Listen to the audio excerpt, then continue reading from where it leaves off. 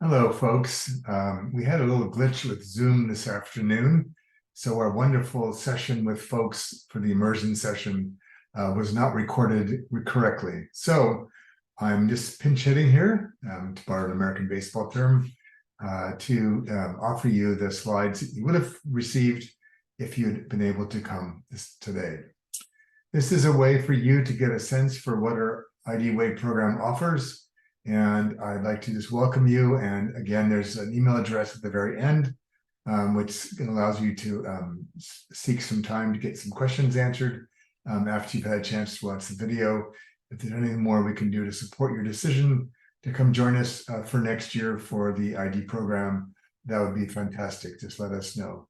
But for now, I'm going to share the screen and bring us into some slides to get us started for today. So the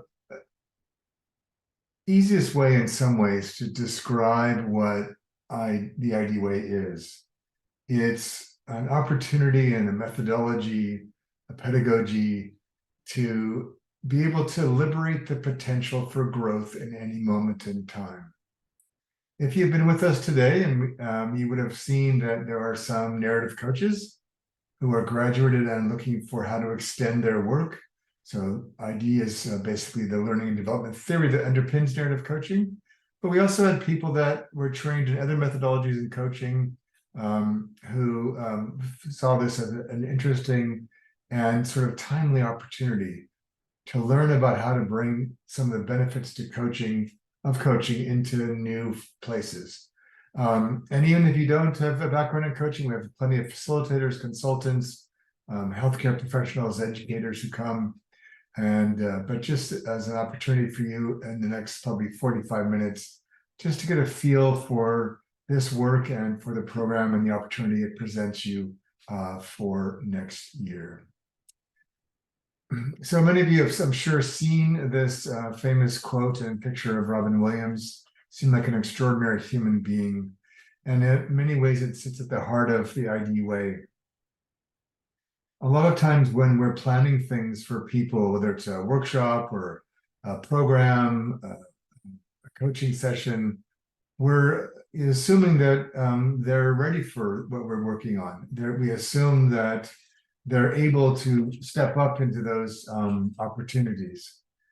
And one of the things I find about ID that's been so enriching for me, and it just continues to reinforce what I've done with narrative coaching for a long time, is there's sort of our first humility in this, where we actually have great compassion and kindness as our starting point, even as we're seeking to invite another person onto a journey of learning and development.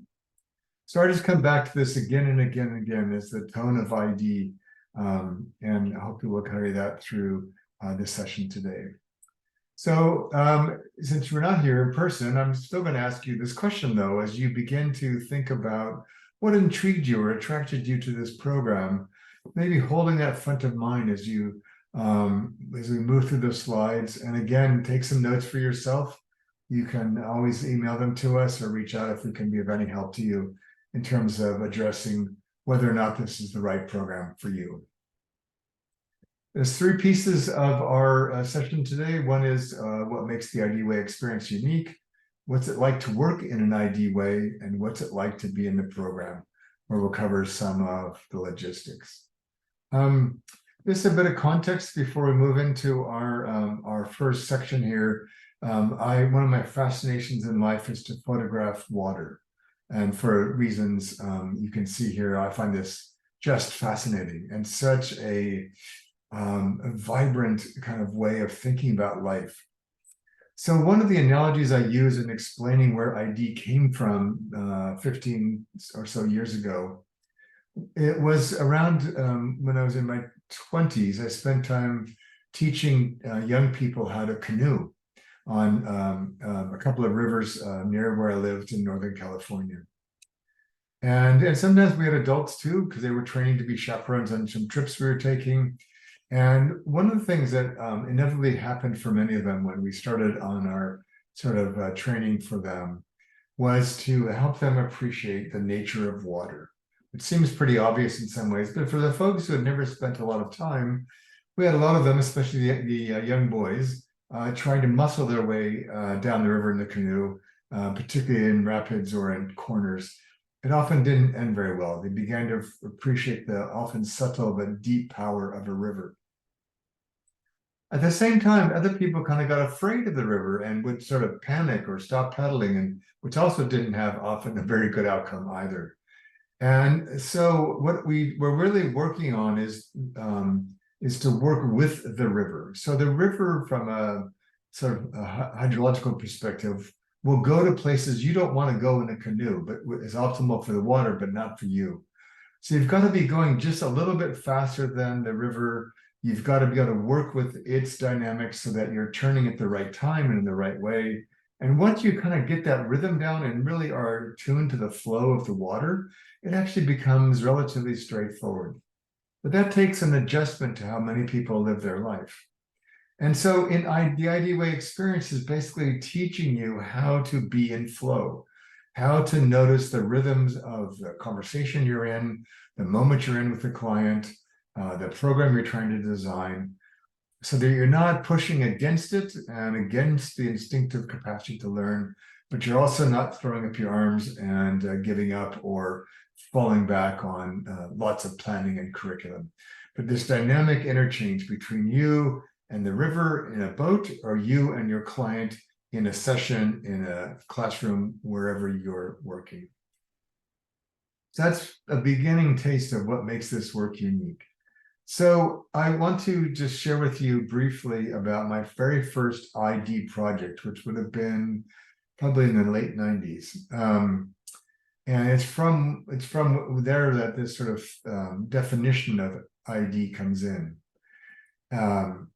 And so I had been doing a number of large-scale change projects for big companies, for major departments in our state government, and was really finding some really good traction around it, particularly IT and change. But when I was doing a little bit of review of my projects, I was really curious about which ones actually worked the best. And as I started putting together common factors, like what was present, or what did I do differently in those that seemed to work really well. And one of the top findings I had was that I did best and the projects went best when I was free to just be David. If I was pigeonholed into a box as OD consultant or training on change or coaching on transition leadership, then it got much more compartmentalized and not nearly as effective. If I could move around a project in a given conversation, a given day, a given meeting, whatever, to be what they needed me to be, to move the project along, then I was much more successful. So I've been doing a number of these. I've been giving speeches about these in local conferences, and a woman came up to me and said, well, she was an executive director for a large organization that worked with disabled children. And she, in our conversation over coffee, she said, I'd like to have you come and teach your narrative coaching work to all of our staff, when there were several hundred of them. And I said, no, I won't. And she was surprised. And I said, because I know how hard you worked.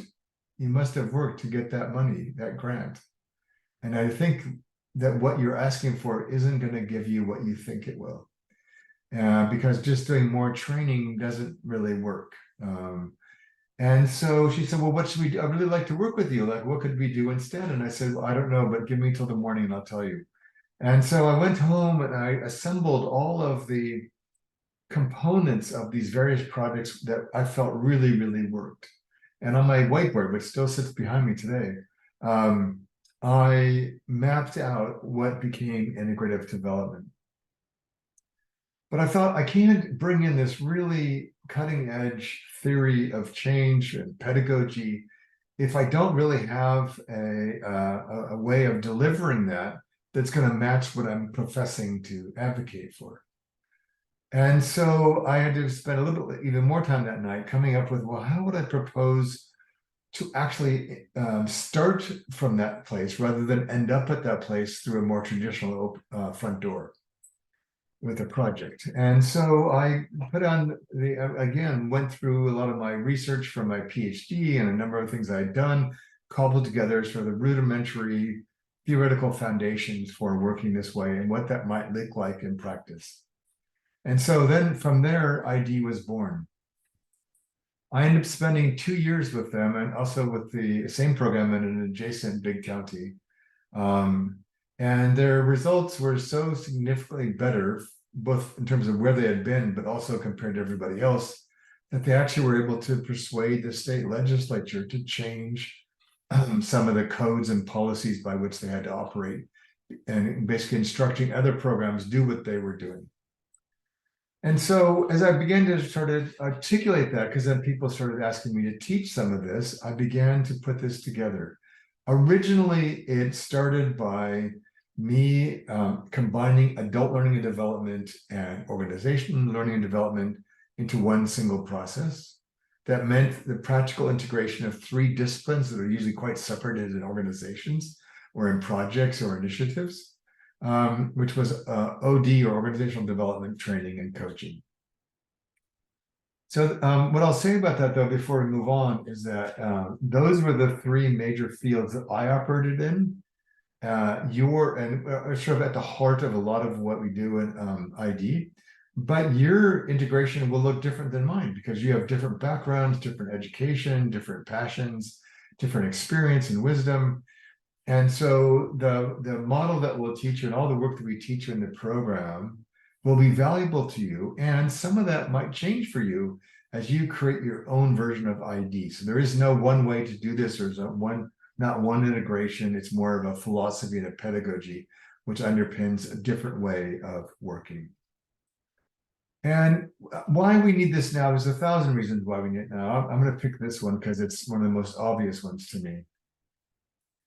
You could have a group of people in the same workshop, but they have different levels of readiness to learn, different motivations to learn and be there, different needs they have from your experience with you, different uses of what they're going to do with what they learn. And so why do we believe that one agenda or one curriculum would work for them all? It won't. And so the ID way basically begins to help you look at how could you customize in the moment an experience for anybody in the room. And we'll show you how. The second piece of this and why this doesn't really work is because research that I've used, I'm using in my larger integrative development book, it really continually showcases that there's ironically an inverse relationship between what organizations spend money on to develop their people and what actually makes the most difference. So, for example, the funding for and the cost of the actual program in say a workshop series or whatever is a significantly high proportion of the investment cost, often at 85 or 90%. And yet it delivers the smallest amount of value. The piece that gets the least amount of investment, which is what happens after the workshop, often in this research I was reviewing, contributed to 50% of the outcomes. And yet it's deprioritized, defunded, almost sort of taken for granted.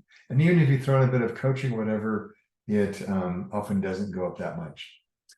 And so I thought, if nothing else, I want to help people save money and get more results sooner.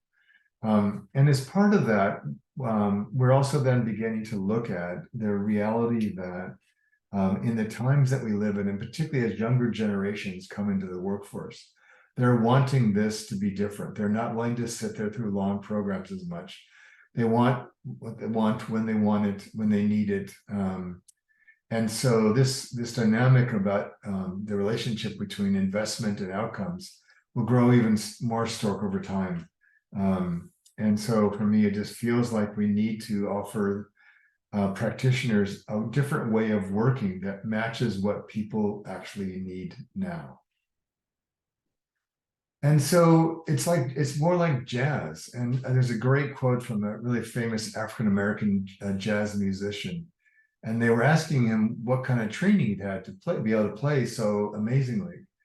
And he said, well, yeah, I've studied music, and I've learned a lot. He said, I just kept studying until it started interfering with my playing. And then I stopped. And I love that. I just love that philosophy. And so this work in the ID way is built in around the 5 maturities, which is a paradigm I've created. I'm doing some research with the Institute of Coaching at Harvard to look at how do we move beyond simplistic competency models to understand how to more effectively develop and assess coaches and other practitioners.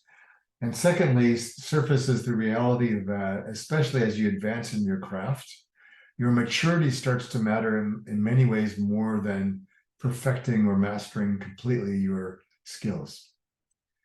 The other piece of this is this pedagogy informs both the inner and the outer capacity to stand with other humans. Can you self-regulate? Can you adapt? Can you hold space for difficult issues? And again, that's more a function of maturity.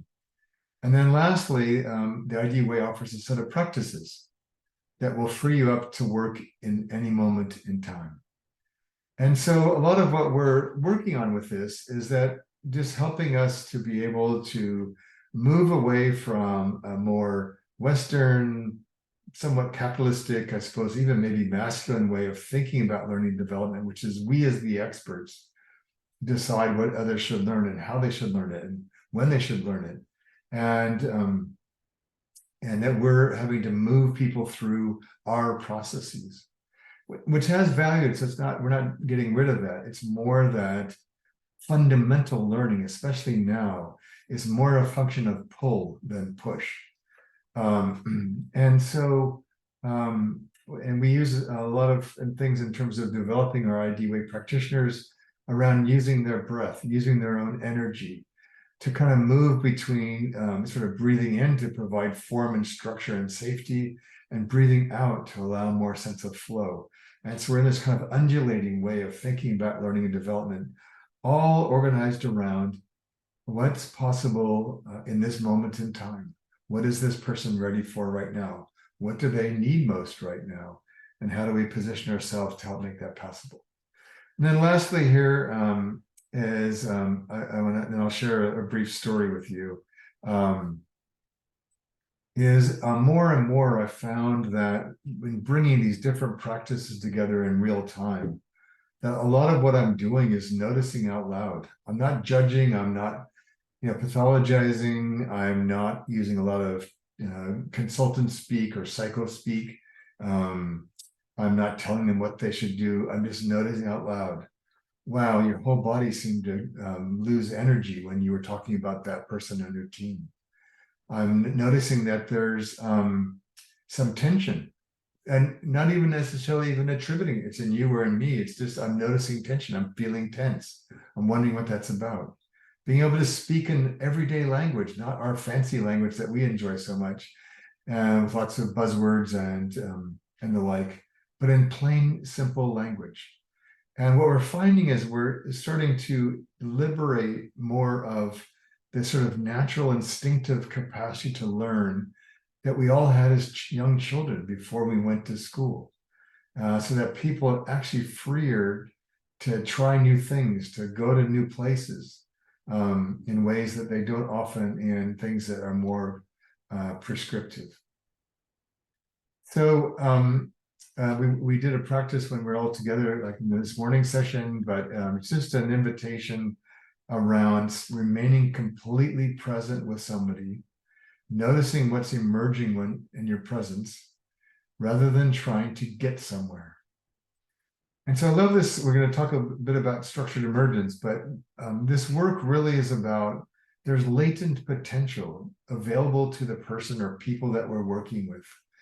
How do we want to bring that out in usable form so they can address what is actually present to them? So I want to give you anecdote about what this work looks like in action. And if things start to emerge for you in this first piece or through this story, you might want to start an email to us or take some notes so you can follow up if that would be helpful to you. Wrong way, sorry. So I want to share this story because it illustrates what this work makes possible for the people that we work with. The reality is that the research is again consistent that people don't remember the vast majority of what you teach them even a couple of days later. Most of them, they do even less with it because they go right back to their old world with the old stories, old pressures. And it's really hard for the people to move beyond, like, hey, I got a few good takeaways or something. I'm interested in actually real change, not people being enlightened or having aha moments, but more creating real change in real time with them. And that way they can take this out and do this on their own. So this is an example from that first client at the disabilities organization. And they worked often in teams because many of the children had multiple disabilities. They often worked in pairs, and one of the ways that pairs often worked is one person would often go to the house to visit, to work with the parent and work with the child in situ, which is often better for the children. And the other one would often stay in the clinic and see kids when they came in there, often were people that were more drawn to the technical part of their work. Anyways, on this one particular team of, I think there were speech pathologists, normally the woman went out to the home and the man stayed in the office and did clinic visits. Something came up for the woman that day, so she was not able to come, so she turned to her partner. They'd all had been in this project for a while, so they knew some of the basics we were doing, and said, I need you to go out and visit this young boy and his mom. And it wasn't what he normally did, but he said, sure, I'll pitch in. So he went out there, and when he got there, he's telling us this story a couple of days later in the team meeting I sat in on, because they all had gone out with some new things to try from our work together on their home visits. Anyway, so he shows up there to the house, and the mom's not there, the dad is. Well, they had never really even met the dad because he was gone a lot on business and seemed to be not as involved in caring for the son. And so that, again, was new. The provider was there in a new way because we didn't normally do home visits. So they're kind of fumbling their way to kind of figure out what to do. And the boy was somewhere else with the mom, so it was just the dad and the male provider at his house. So as often is the case for many men, he didn't have easy access to his emotional condition, his emotional language. And the provider was, in his normal get up, would just come in and say, I need you to show you this technique so that you can learn more of this yourself. And it would have moved right into technical mode. But he had this moment where he said, we just went through this thing with David. What were we talking about? And he's like scanning his brain. Oh yeah, it was this, it was that. What would David do? Oh, he wouldn't do the technical thing. That's not what the dad wants. And he's like, oh crud, what does the dad want? I don't know, I better ask him. And this is all his inner dialogue that's going on that he's reporting on. So he starts engaging the father about what it's like to have a disabled son and what does that look like for him, et cetera, and what would be helpful in this visit. And they're awkwardly trying to find their way to rapport and trying to get the dad engaged. At one point, again, the father starts to get a little bit restless and sort of unsettled. And again, the provider would normally have, I better fix this, or he doesn't seem happy, I better do something. But again, he said, pull back and said, okay, I just need to breathe. That's what we talked about. And I need to kind of just sit here and think about what to do next. And then he said, oh yeah. And so then he reached out and said something akin sort of as a man to a man. I'm really hearing, I'm paraphrasing, but I'm really hearing you that this is really difficult. Can you tell me some more about that? And the father was quiet and kind of fidgeted some more and said a few things, and the provider just stepped in again and said, is there more to say here? And the father was totally quiet and sat there, and the provider could see a couple of tears forming in the side of his eyes. and the corner of his eyes. And the provider just waited, which again, bless him. He actually was listening in the small little micro class we had done on how to start these kind of conversations. And then he waits, and then the father looks up and said, I feel horrible, but I hate my son. And again, the provider's not trained for this. And he's like, first panicked, and he said, okay, just go with what he said. And so tell me some more about your son. And so the father starts sharing this story, because the provider was also a father, so they could talk sort of, dad to dad. And he said, all my life I wanted to be a dad. I loved my dad, and I wanted to be a dad, and I wanted a son, and we got a son. But I was looking forward to playing sports with him and going camping and fishing and doing all these things and projects. And I don't think my son's ever going to be able to do very many of those things at all. And I'm really angry, and I hate him for that. And again, thankfully, the provider didn't jump in to try to rescue him or fix him or correct him. Just let him be with what that was his current emotional state. And that felt he needed to be able to say that with no judgment and no recrimination, just being with that. And then they started having a little more of a dialogue around that. And eventually the father shed more tears, and he said, of course, in the end, it's me I hate for feeling this way. So he's harshly judging himself for being, he's afraid, he's angry, he's disappointed, he's frustrated, he's at a loss for how to be helpful. He feels impotent at one level because he can't fix his son. And so they had this extraordinary conversation. And one of the benefits of that conversation was that the husband had been afraid to tell his wife that's how he felt. And so she just assumed that he was sort of standoffish and didn't care. He actually cared enormously, but he couldn't get past his emotions about the situation. So by talking this through to the provider, he never did any of the technical things he was supposed to do. And at first he was a bit judgmental of himself. And I said, what did that father really need from you? He needed somebody to love him and hear him. And I said, well, then what you did was brilliant. It was exactly what he needed. And he said, yeah, but that's not what I'm trained for. And that's not what I was contracted to do. And I said, you're contracted to bring as much wellness and health to the son as possible. And one of the ways that you're going to do that is not by doing manipulations of the son through your technical expertise. It's about helping the son and the father build a relationship with each other. That will do more for the son than 100 of your appointments. And so for me, this is just and so what happened, just to finish the story, is the team was so moved by this experience that a lot of them said, oh, now I get what we're really doing here. And so it freed them up to move from, I'm a medical provider and I do this and I don't do that, to I'm a human being with another human being, whether it's the child or the parent or a caregiver. Our true purpose is to create an ecosystem in which these children thrive as much as possible. And it just really galvanized this team, and they became kind of the poster children of this work. And it started with the bravery of this man.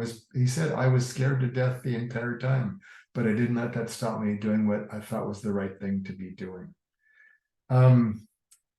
Okay, so let you just pause the video if you'd like for a minute, just take some notes if you'd like, some reflections. And then when you're ready, just start it up the video again, and we'll move on to the next section. So what's it like to work this way? We have a couple of slides here, but I just want to share one core principle in this work that you might find very useful.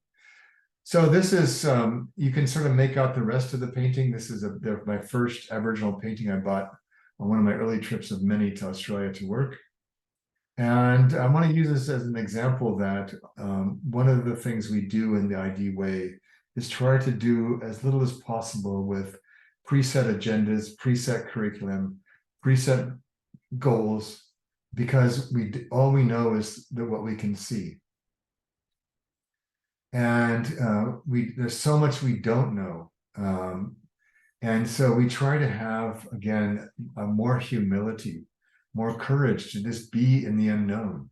So all we know is some vague hints and the couple of birds right in front of us.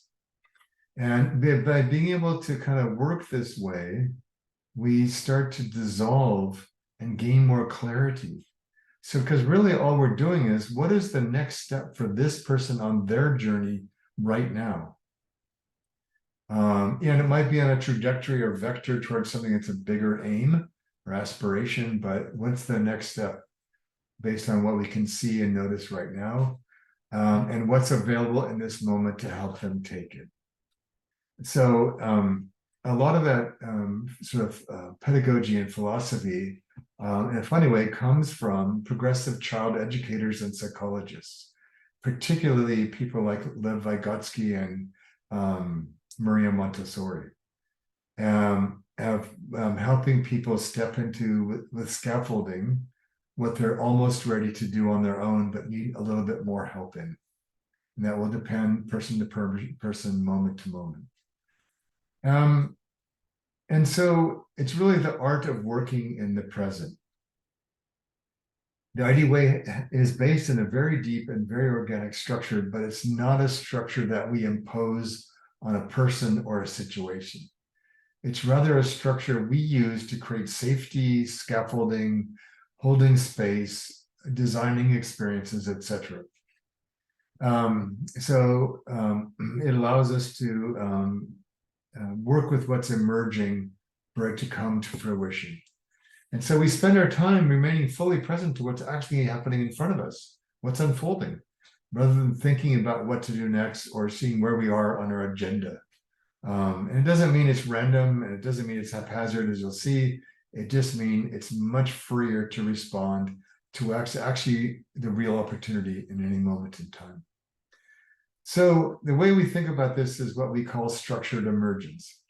So structure by itself is not enough. It's great to have a water fountain, especially if you're thirsty. It's a warm day, but this assumes that the faucet is hooked up to a clean water supply. This assumes you're near one of these, because if you're not near one of these, it doesn't matter how great the water fountain is. So you can't just, a lot of times we just put all this structure in place, like these endless debates about curriculums, which is great if it happens that the person you're trying to teach actually wants to learn what you're offering and is ready to learn what you're offering and can do something with what you're offering. But that's a lot of ifs. And so we find structure by itself is not enough. And the same thing on the opposite side, emergence is not enough by itself either. Otherwise, it's like trying to hold a class on this bench and looking up and see a tsunami coming right at you. There's no safety, there's no structure, there's no boundaries. It's just a sea of turmoil. That's not useful either. People can't learn in that any more than they can learn at this if they're not standing next to a faucet. So what we use is we think of structured emergence like an estuary. This knows a beautiful constraint, which is the land and the reeds, etc., and the focused freedom of the water to move where it needs to move. So this was actually right next door to my house when I lived in California before I moved. And there's about a 2-mile hike around this estuary. And every single time I made that hike, I don't know, hundreds and hundreds of times, every one was different because of the wind, the tide, the season, the amount of rain, the migratory patterns of the birds, the cycles of the growth of frogs and fish. And so there's always in this dynamic balance between the receptivity of the land and the structure of the land and the emergence of the water. That some dynamic is what we're after in the ID way. All right, so I'm just going to stop there. Just let you pause the video if you like, take some notes to yourself, see what you're thinking about how this could help you and kind of what you want to be doing now. And then we're going to move and just talk about the program itself. What's it like to be in the program? So again, a lot of the people that come to the ID Way come out of our narrative coaching or similar programs. It's not required, it's not even necessary in a way. It just makes it easier to learn the philosophy because you've already been steeped in it in the narrative coaching program. We have people from a whole range of professions come to this. There are people that recognize that the way we've done education for a long, long time wasn't useful in some ways then, and it's even less useful now. And the kind of dynamic and challenging world we live in needs a very different approach to how we think about learning and development. And so the program, it gives you a wonderful introduction to that. You'll also have a chance to meet up with graduates and start finding out who else is doing similar kinds of projects. You may or may not be at a point or have a commitment in your career to working with organizations. That's fine too. As an example, we had 3 women in the program a few years ago who discovered that they each had a passion for helping young people who were homeless. I think one of them actually worked in an organization that, or 2 of them worked in an organization that's what they did.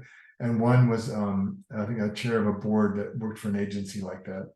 Completely different parts of the country. They had never met each other. So I realized that they had that in common. So I put them together. They spent, I don't know, 6 or 12 months kind of working on a project to integrate the best of what they each had learned about what kids actually needed. And they came up with some recommendations. They came up with kind of a new process. And then they each took their collective learning back to their respective organization. And I think one of them actually went on to write a journal article about the whole thing. So there's a lot of different ways of using ID. And the ID way for me now is how I live my life. And I find it's very helpful to diffuse stress, tension, conflict, and help me to find out kind of what is the sort of latent learning potential in any moment. So rather than me trying to push out against my life, I now use my own life and every moment of my life as a curriculum. What is this curriculum trying to teach me? So in the program, we have 9 modules spread over 9 months. It starts on the 17th of January, excuse me. There's 4 sessions in the module for each one. The first one is initiation. It's welcoming you to that module's core topic. It's a live session on Zoom. It's 90 minutes. It's recorded in case you can't make to the session, but it's also offered twice that day, so you can hopefully fit it into your time zone. And it will cover all the basics for that particular topic. And then the second week, just again, because we've designed our own programming using our own work. So rather than teaching you more stuff, we're going to send you out to do some assignments. One is a stretch assignment, which is your own personal growth. The second one is what we call a field assignment, which is for you to go out and try something. Now, many of you will say, I don't know enough yet. I just learned this last week. How can I try something? Well, you'll discover that one of the hallmarks of ID is that you actually can only really learn in motion at a certain point.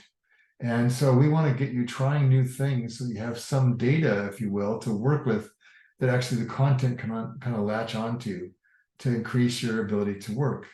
So the assignments sort of act for a scaffolding for that process. In the beginning, I would highly encourage you to be dutiful in doing the assignments exactly as you're assigned. They're built that way for a reason by me.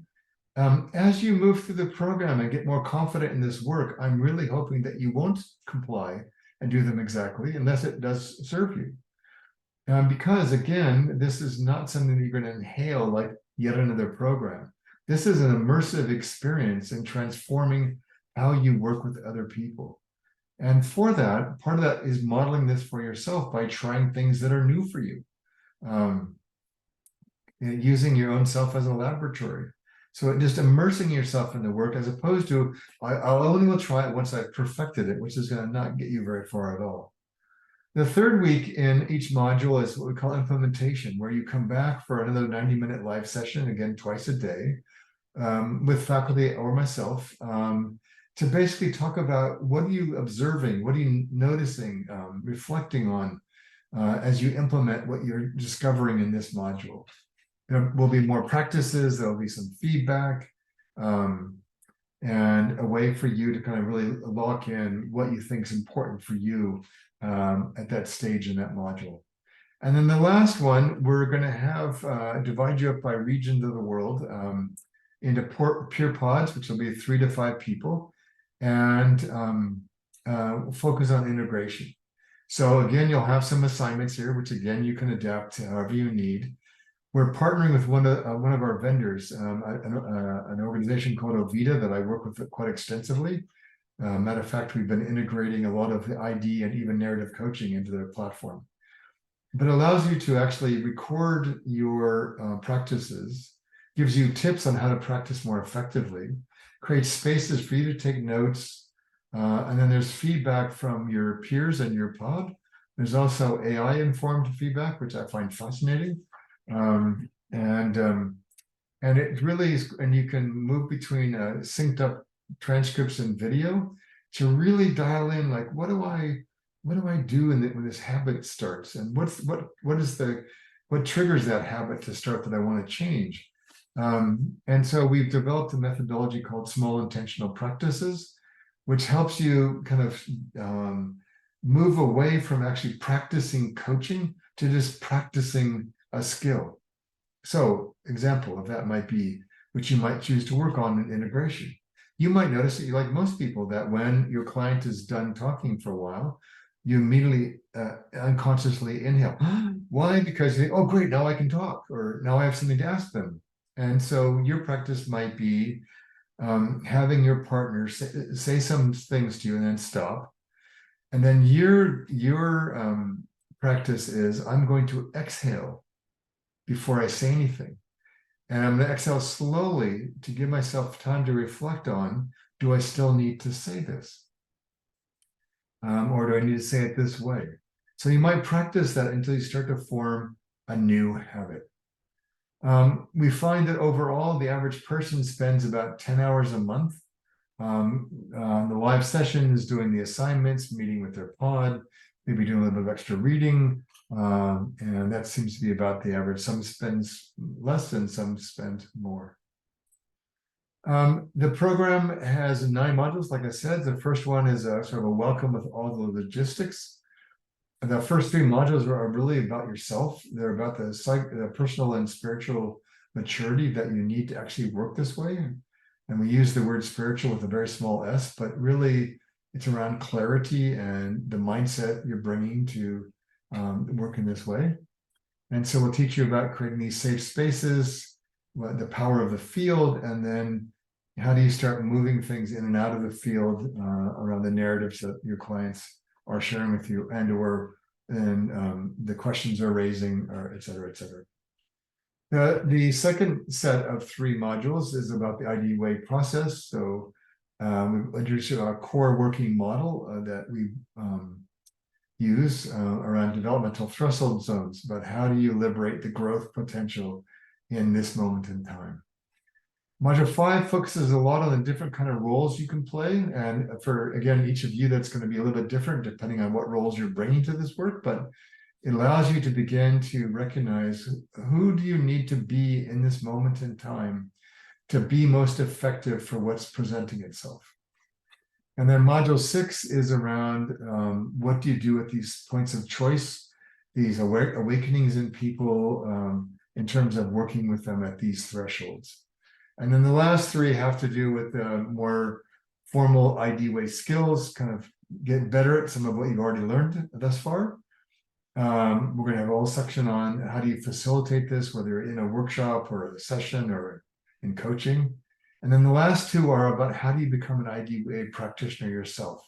The first one is more about your own unique integration, and the second one is about what this would look like in terms of offering it to clients.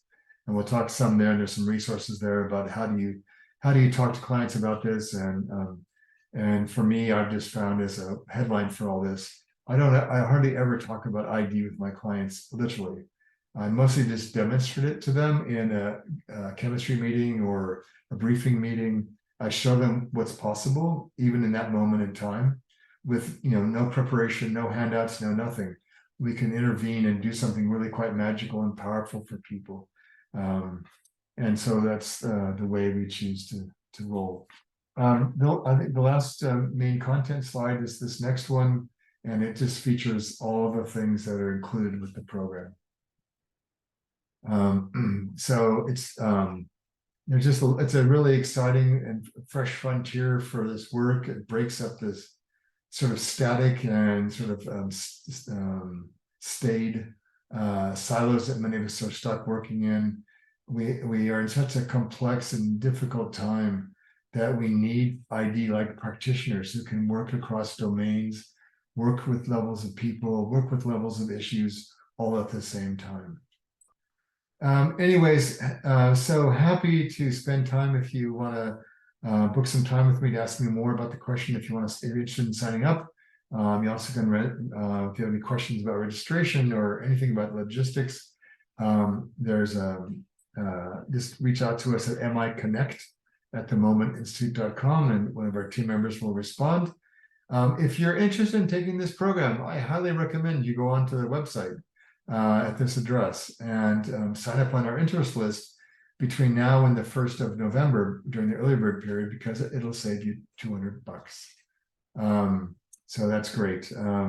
This is a fun and dynamic program. We've integrated some of our work in a body of work called Narrative Release that I developed some years ago, in part to move through my own deep threshold at that point in my life.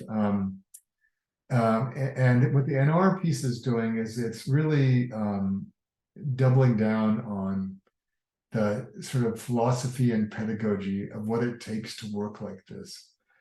In the beginning, it might seem nerve-wracking because we don't have our usual training wheels of all the tools and resources and agendas and documents, and you can have some of that, and the situation may call for that, and it's totally fine.